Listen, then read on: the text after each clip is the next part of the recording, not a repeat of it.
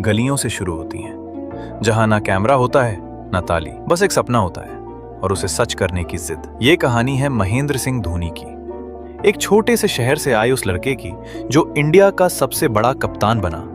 लेकिन इससे पहले कि वो मैदान में छक्के उड़ाता, एक और दुनिया में हार जीत से लड़ रहा था। साल था 7 जुलाई 1981। झारखंड के रांची शहर में एक साधारण से परिवार में जन्मे महेंद्र सिंह धोनी के घर में क्रिकेट का कोई माहौल नहीं था। उनके पापा पान सिंह मैकॉन नाम की कंपनी में जूनियर मैनेजमेंट में काम करते थे। माँ देवकी देवी एक सीधी सादी गृहिणी थी। धोनी के 2 बड़े भाई बहन हैं। बड़े भाई नरेंद्र सिंह धोनी जो MS धोनी से लगभग 10 साल बड़े हैं, जो अभी एक राजनीतिक और सामाजिक कार्यकर्ता हैं। जयंती गुप्ता MS धोनी की बड़ी बहन, जिनसे धोनी का बहुत खास रिश्ता है। धोनी की परवरिश एक मध्यम वर्गीय माहौल में हुई, जहां जरूरतें सीमित थीं, लेकिन सपने खुले आसमान जितने बड़े थे। शुरुआत में धोनी का झुकाव क्रिकेट की ओर नहीं था, उन्हें फुटबॉल से प्यार था। DAV स्कूल में वो एक शानदार गोलकीपर थे। लेकिन एक दिन स्कूल के स्पोर्ट्स टीचर केशव रंजन बनर्जी ने धोनी की तेजी और रिफ्लेक्स देखकर उन्हें क्रिकेट टीम में ट्राई दिया बतौर विकेट कीपर। पहली बार जब धोनी ने ग्लव्स पहने तो गेंद जैसे खुद उनके हाथों में खींची चली आई। बस फिर क्या था, फुटबॉल पीछे छूट गया और क्रिकेट बन गया उनका पहला और आखिरी प्यार। जब धोनी स्कूल में थे तब उनका पूरा परिवार उनकी पढ़ाई पर ध्यान देता था। लेकिन जैसे ही धोनी ने क्रिकेट में रुचि दिखाई, सबसे पहले MS धोनी की बहन जयंती ने ही उन्हें आगे बढ़ने की हिम्मत दी। धोनी का घर एक साधारण सरकारी कॉलोनी में था, जहां कभी बिजली चली जाती थी तो पूरे मोहल्ले में अंधेरा छा जाता था। लेकिन उस अंधेरे में भी धोनी का सपना कभी बुझा नहीं। यहीं से शुरू हुआ रांची के लड़के से इंडिया के कैप्टन कूल बनने का सफर। कभी कभी सपने सिर्फ आंखों से नहीं, धड़कनों से देखे जाते हैं, और जब एक लड़का उन्हें सच्चाई में बदलने निकलता है तो हर छोटी जीत उसके कदम चूमने लगती है। अब धोनी के जीवन की कहानी उस मोड़ पर पहुंच चुकी थी जहां से MS धोनी बनने की शुरुआत होती है। स्कूल क्रिकेट में कमाल दिखाने के बाद भी उन्हें कई लोकल टूर्नामेंट, क्लब मैच और जोनल ट्रॉफियों में खुद को साबित करना पड़ा। पहले खेला Cooch Behar trophy under 19 level Jharkhand की टीम से। टूर्नामेंट में धोनी ने 9 मैचों में 5 अर्धशतक, 17 कैच और 7 स्टंपिंग के साथ 488 रन बनाए थे। फिर धोनी को CK नायडू ट्रॉफी के लिए ईस्ट जोन अंडर 19 टीम में जगह मिली। धोनी ने 4 मैचों में केवल 97 रन बनाए। जब आपके पास पैसा नहीं होता, पहचान नहीं होती, तब जो लोग आपके साथ खड़े रहते हैं वो ही असली दोस्त होते हैं। धोनी के पास भी ऐसे ही कुछ खास दोस्त थे जिनके बिना शायद ये कहानी अधूरी होती। सबसे पहले परमजीत सिंह चिट्टू भैया, इन्होंने ही धोनी को सबसे पहले लोकल टूर्नामेंट में खिलवाया था। फिर आए संतोष लाल, एक जबरदस्त बल्लेबाज जिन्होंने धोनी को उनका सिग्नेचर हेलीकॉप्टर शॉट सिखाया। शब्बीर, सौरव और उदय, ये वो दोस्त थे जो हर टूर्नामेंट के लिए पैसा जोड़ते थे। कहीं अगर टूर्नामेंट में जाने के लिए बाइक में पेट्रोल नहीं होता तो ये सब चंदा कर पेट्रोल डलवाते। जब खाने के पैसे नहीं होते तो एक ही थाली में 4 दोस्त खाना खाते। और जब धोनी किसी मैच में फ्लॉप हो जाते तो वही दोस्त धोनी को मोटिवेट करते हैं। धोनी ने बिहार के लिए रणजी ट्रॉफी खेलना शुरू किया, लेकिन कोई उन्हें जानता नहीं था। न कोई बड़ा कोच, न कोई पावरफुल सपोर्ट। उस समय भारतीय क्रिकेट में मेट्रो सिटीज के खिलाड़ियों का दबदबा था। रांची जैसे शहर से निकलकर इंडियन टीम तक पहुंचने की कल्पना ही बहुत बड़ी थी। धीरे धीरे सेलेक्टर्स का ध्यान उन पर गया। 1999 से 2000 में आखिरकार उन्हें मौका मिला बिहार की रणजी टीम में खेलने का। पहले ही मैच में आसाम के खिलाफ धोनी ने 68 रन बनाए, वो भी दबाव में। उस मैच के बाद ड्रेसिंग रूम में उनके सीनियर धोनी की बैटिंग देख के हैरान थे। 2001 में धोनी को रेलवे की नौकरी मिली, खड़गपुर स्टेशन पर TT टिकट चेकर के रूप में। सुबह की शिफ्ट में स्टेशन पर टिकट चेक करना और रात को मैदान पर प्रैक्टिस, यही उनकी दिनचर्या थी। लोगों के टिकट काटते काटते वो अपने सपनों को जोड़ रहे थे। धोनी ने अपने उभरते क्रिकेट करियर के लिए खुद को पूरी तरह समर्पित करने के लिए भारतीय रेलवे में टिकट कलेक्टर की नौकरी छोड़ दी। कभी कभी जिंदगी हमें वो दे जाती है जिसे हम कभी खोना नहीं चाहते, और फिर उसी से हमें दूर भी कर देती है। धोनी की जिंदगी में एक समय ऐसा भी आया जब क्रिकेट से बड़ा कुछ था प्यार। वो वक्त था जब धोनी रेलवे की नौकरी कर रहे थे और झारखंड के लिए घरेलू क्रिकेट खेलते थे। इसी दौरान उनकी मुलाकात हुई प्रियंका झा से, एक सीधी सादी समझदार लड़की जिसने उनके सपनों में यकीन किया। धोनी से उनकी मुलाकात दोस्ती से शुरू हुई और धीरे धीरे वो प्यार में बदल गई। प्रियंका ही वो इंसान थी जिन्होंने धोनी के संघर्ष को करीब से देखा, उनका थककर रात को आना, सुबह जल्दी उठकर ट्रेनिंग पर जाना, हर हार के बाद खुद से लड़ना और फिर अगली सुबह फिर वही लड़ाई दोहराना। इन सब के बीच प्रियंका का प्यार धोनी के लिए एक सुकून बन गया था। धोनी के दोस्तों ने कई बार बताया कि वो उससे शादी करना चाहते थे। उनके लिए प्रियंका सिर्फ एक मोहब्बत नहीं थी, वो उनके हौसले की वजह बन गई थी। लेकिन 2002 में एक दिल तोड़ देने वाली घटना घटी। प्रियंका झा का एक कार एक्सीडेंट में निधन हो गया। धोनी उस वक्त किसी टूर्नामेंट में व्यस्त थे और जब उन्हें ये खबर मिली, उन्होंने खुद को एकदम अकेला कर लिया। न किसी से बात की, न गम का इजहार किया, बस बैट और बॉल के साथ खुद को बंद कर लिया। और शायद यही वो मोड़ था जहां से माही एक आम खिलाड़ी से एक चट्टान बन गया। कई बार दर्द ही सबसे बड़ा उस्ताद बनता है और धोनी ने अपने सबसे गहरे दर्द को ही अपनी सबसे बड़ी ताकत बना लिया। साल था 2003 से 4। धोनी की जिंदगी से प्रियंका जा चुकी थी और उन्होंने खुद को पूरी तरह क्रिकेट में झोंक दिया था। उसी वक्त उन्हें मिला एक बड़ा मौका इंडिया ए टीम में खेलने का। ये टीम पाकिस्तान और केन्या जैसे देशों के खिलाफ एक टूर्नामेंट खेलने जा रही थी। ये पहला मौका था जब धोनी को इंटरनेशनल पिच पर खुद को साबित करना था और उन्होंने ऐसा तूफान मचाया कि हर कोई हैरान रह गया। धोनी ने केन्या और पाकिस्तान के खिलाफ ताबड़तोड़ बल्लेबाजी की। एक मैच में 120 रन, फिर 119 रन। उनकी बैटिंग में एक अलग ही आग थी। विकेट के पीछे शेर और विकेट के सामने बाज। टीम के कोच और चयनकर्ताओं की आंखें खुल गईं। तभी से धोनी का नाम इंडिया की सीनियर टीम के लिए सोचा जाने लगा। कहते हैं अगर सपनों में दम हो तो किस्मत खुद रास्ता बना देती है। धोनी का सपना था सिर्फ क्रिकेट खेलना और अब वक्त आ गया था जब उनकी मेहनत इंडिया के दरवाजे पर दस्तक देने जा रही थी। दिसंबर 2004 धोनी को आखिरकार वो कॉल आया जिसका वो सालों से इंतजार कर रहे थे। उन्हें बांग्लादेश के खिलाफ वनडे सीरीज में टीम इंडिया में जगह मिली। लेकिन किस्मत फिर थोड़ा सा खेल खेल गई। धोनी का डेब्यू मैच ढाका में हुआ। वो नंबर 7 पर बैटिंग के लिए आए और जैसे ही पहली गेंद खेली रन आउट हो गए, बिना एक भी रन बनाए। बहुत से खिलाड़ी ऐसे डेब्यू के बाद टूट जाते हैं, लेकिन धोनी अलग मिट्टी का बना था। उन्होंने न हार मानी न डर दिखाया। अगली सीरीज में पाकिस्तान के खिलाफ 148 रन की धुआंधार पारी खेलकर सबको बता दिया, मैं आया हूं और अब रुकने वाला नहीं। उस पारी में पहली बार लोग हेलीकॉप्टर शॉट से परिचित हुए। उनके लंबे बाल, स्टाइलिश अंदाज और मैदान पर दबदबा देखकर हर युवाओं को नया हीरो मिल गया था। धोनी, न कोई घबराहट न कोई हड़बड़ी, बस शांत दिमाग और आग उगलती बल्लेबाजी। धोनी को देखकर कोई नहीं कह सकता था कि ये लड़का कभी टिकट काटता था। अब वो टीम इंडिया के लिए मैच जिताने लगा था। टीवी चैनलों, अखबारों और पब्लिक की जुबान पर एक ही नाम था, धोनी। जो अपने पहले मैच में बिना रन बनाए आउट हो गया था, अब वो हर मैच में रन बना रहा था। क्योंकि धोनी की ताकत सिर्फ बल्ला नहीं थी, उसकी सबसे बड़ी ताकत थी उसका सब्र, उसका साइलेंस और उसकी आंखों में जलता हुआ सपना। ओडीआई वर्ल्ड कप 2007, भारत की शर्मनाक हार। टीम पहले राउंड में ही बाहर हो गई। चारों तरफ नाराजगी, आलोचना और खिलाड़ियों पर सवाल उठने लगे। टीम के कप्तान राहुल द्रविड़ ने इस हार की जिम्मेदारी ली और चुपचाप कप्तानी छोड़ दी। बीसीसीआई के सामने अब सबसे बड़ा सवाल था, अगला कप्तान कौन?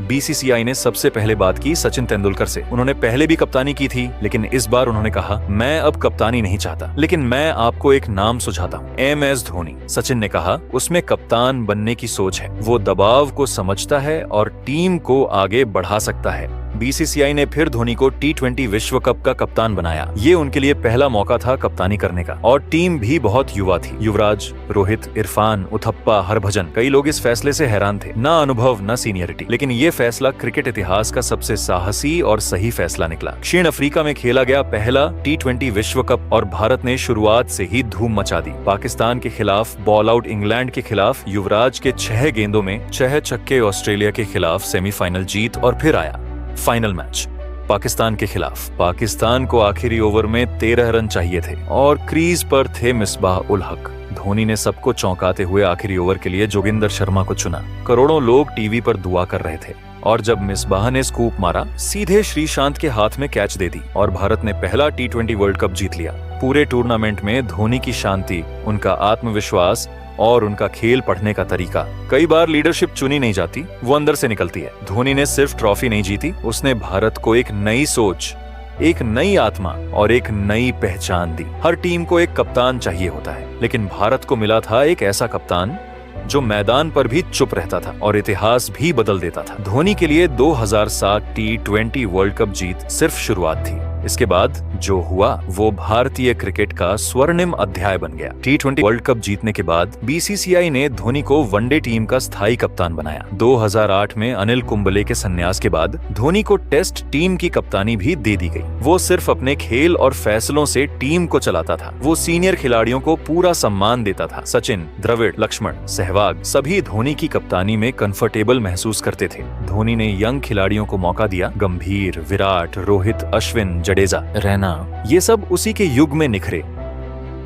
मैदान के शोर के बाहर धोनी की निजी जिंदगी में भी एक खूबसूरत कहानी चल रही थी। धोनी और साक्षी रावत दोनों रांची के DAV स्कूल में एक साथ पढ़ चुके थे, लेकिन बचपन में ज्यादा बातचीत नहीं हुई। साक्षी पढ़ाई में तेज, शांत स्वभाव की थी और धोनी उस समय फुटबॉल और बैडमिंटन में मस्त। दोनों की जिंदगी अलग अलग चलती रही और स्कूल के बाद संपर्क भी टूट गया। कहानी को मोड़ मिला 2007 के दिसंबर में, जब धोनी कोलकाता के ताज बंगाल होटल में ठहरे हुए थे एक मैच के दौरान। वहीं होटल में साक्षी इंटर्नशिप कर रही थी और कुछ ही पलों में पुराने रिश्ते की एक डोर फिर बंध गई। उस दिन की मुलाकात के बाद धोनी ने साक्षी से उनका नंबर मांगा, लेकिन वो नहीं मिला, तो उन्होंने होटल के मैनेजर से नंबर लिया। धोनी और साक्षी की बातचीत अब रोज की आदत बन गई थी। धोनी जब भी फ्री होते फोन करते। साक्षी ने कभी धोनी की स्टारडम को लेकर दिखावा नहीं किया और शायद यही बात धोनी के दिल को छू गई।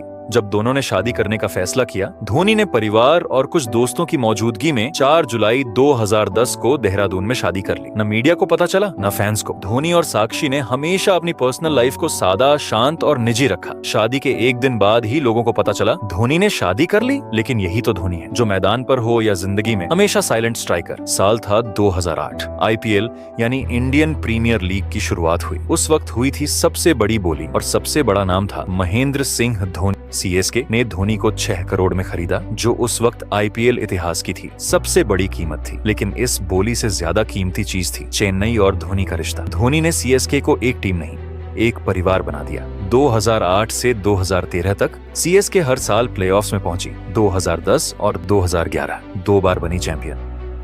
और फिर आया वो सपना जो पूरा होने में 28 साल लग गए थे। धोनी की कप्तानी में भारत ने 2011 वर्ल्ड कप खेलने की तैयारी शुरू की। टूर्नामेंट भारत, श्रीलंका और बांग्लादेश में हो रहा था और हर भारतीय की आंखों में एक ही सपना था, इस बार वर्ल्ड कप अपने घर आना चाहिए। धोनी की टीम ने शानदार प्रदर्शन किया। इंग्लैंड से टाई मैच, आयरलैंड, नीदरलैंड और वेस्ट इंडीज पर जीत हासिल की। क्वार्टर फाइनल में ऑस्ट्रेलिया को हराया, सेमीफाइनल में पाकिस्तान को मात दी और फिर फाइनल में भारत का मुकाबला श्रीलंका के साथ था।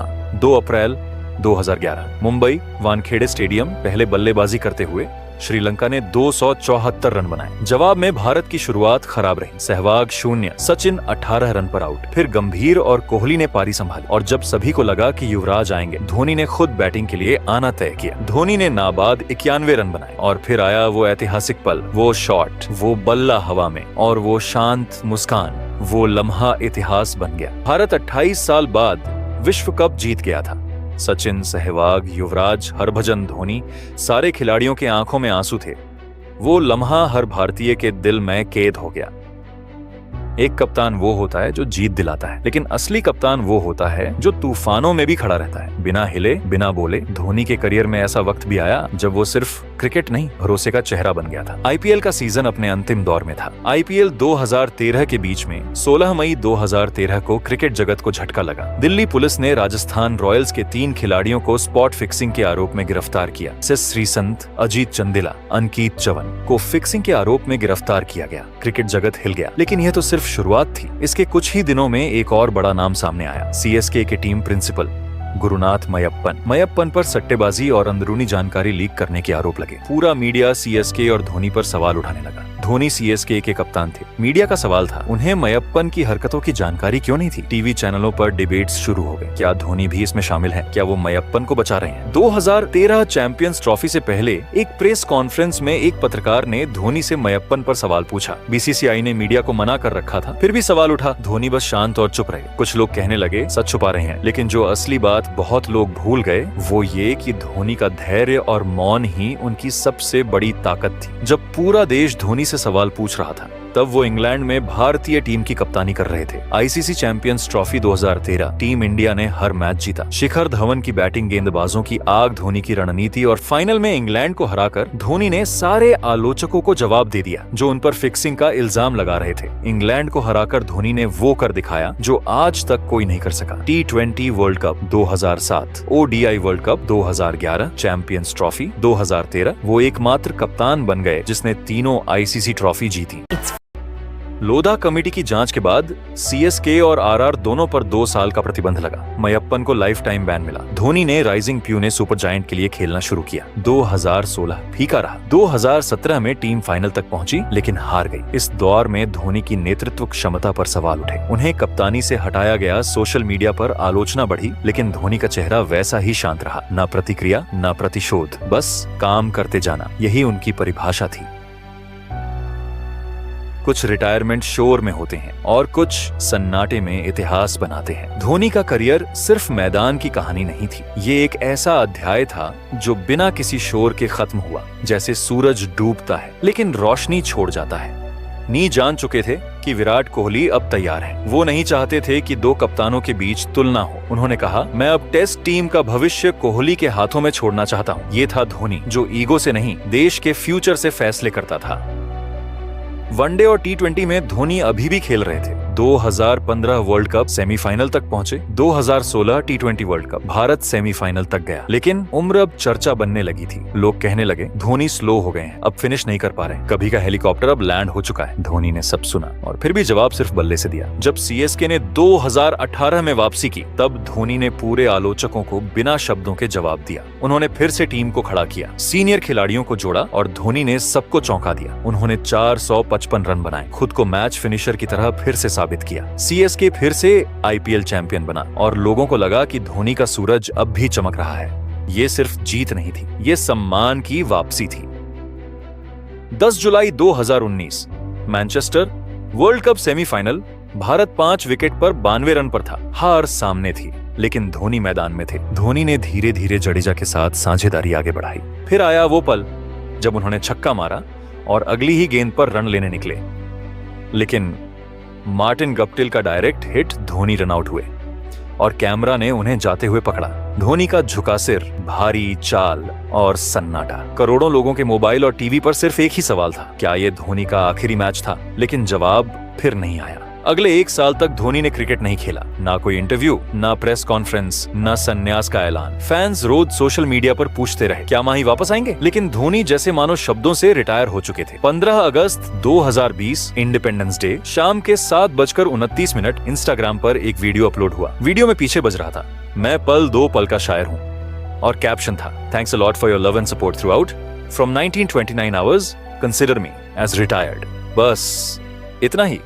ना प्रेस मीट, ना भाषण, ना कोई विदाई। धोनी चला गया वैसे ही जैसे वो हमेशा खेला, खामोशी से। कुछ खिलाड़ी विदाई मैच से याद किए जाते हैं लेकिन धोनी उस खिलाड़ी का नाम है जो हर किसी के दिल में एक अधूरी सी खामोश जगह छोड़ गया। उसने जाते वक्त शोर नहीं किया क्योंकि उसके हर चौके छक्के में, हर हेलीकॉप्टर शॉट में वो अलविदा पहले ही बोल चुका था। धोनी अब मैदान से भले दूर हों लेकिन उनके बिना क्रिकेट का मैदान अधूरा लगता है। 2020 में इंटरनेशनल क्रिकेट से संन्यास लेने के बाद धोनी ने शोरगुल से दूर रांची के फार्म हाउस में एक शांत जिंदगी शुरू की। खुद खेती करने लगे, जैविक खेती से फसल उगाई, घोड़े, गाय, डॉग्स के साथ समय बिताने लगे।